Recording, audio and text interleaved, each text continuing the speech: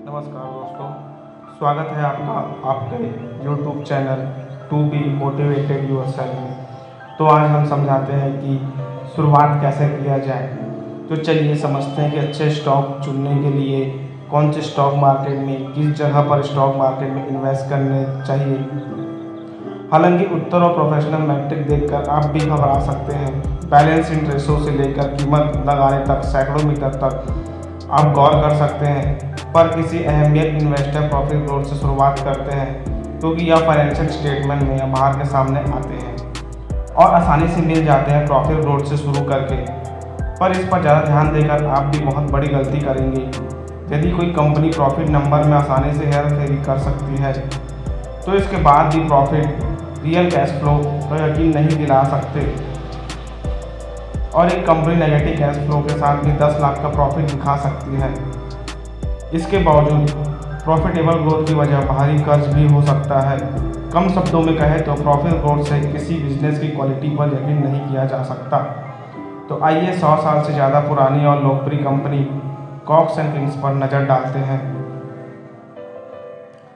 मार्च 2018 तक कंपनी में अच्छी प्रॉफिट ग्रोथ की असल में 103%। हालांकि अगस्त 2018 तक स्टॉक प्राइस 270 से गिरकर सिर्फ 10 पर आ गया और इसके चलते 95% से ज़्यादा का नुकसान झेलना पड़ा। आगे चलकर पता चला कि प्रॉफिट में हेरा फेरी की गई थी और अच्छे प्रॉफिट ग्रोथ के बावजूद भी कुछ ही सालों में 70 से 90% तक स्टॉक प्राइस से ना करने का सैकड़ों के सेल्स नंबर या एक बड़ी दिक्कत है। और सेल्स ग्रोथ से शेयर्स होल्डर का फ़ायदा होने की बात पर यकीन नहीं किया जा सकता। आप इस बारे में सही नहीं बता सकते कितनी सेल्स करके कितना पैसा बना रहे हैं। उसकी कमाई और खर्चों की बनावट पेचीदा है। कमाई के कई जरिए हैं, खर्चों के कई रास्ते हैं और इनसे सबसे बढ़कर उनकी सब्सिडी भी हो सकती है। यह सब मिलाकर उनकी फाइनेंशियल स्टेटमेंट को पेचीदा बना देते हैं, क्योंकि बिजनेस में कई तरह से कमाई और खर्च रिपोर्ट कर सकते हैं। इसीलिए आंकड़ों में हेरा फेरी करना आसानी हो जाता है।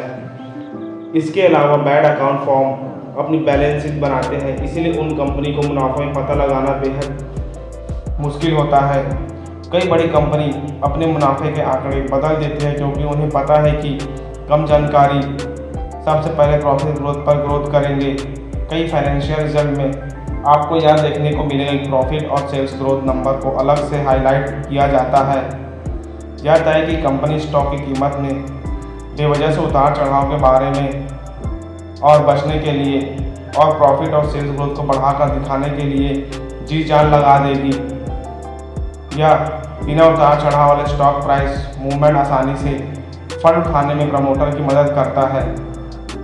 इसीलिए प्रमोटर कभी प्रॉफिट और सेल्स नंबर में अचानक उतार चढ़ाव नहीं देखना चाहेंगे। इसीलिए इन्वेस्टर को इस मैट्रिक्स पर ध्यान नहीं देना चाहिए।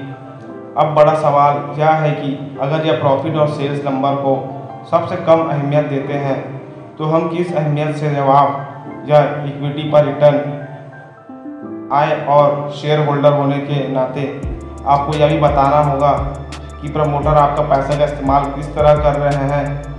क्या वह अपने शेयर होल्डर के लिए पैसा बना रहे हैं या फिर अपने लिए। तो दोस्तों, आपको हमारा वीडियो अच्छा लगा होगा तो लाइक करें, सब्सक्राइब करें, शेयर करें। धन्यवाद।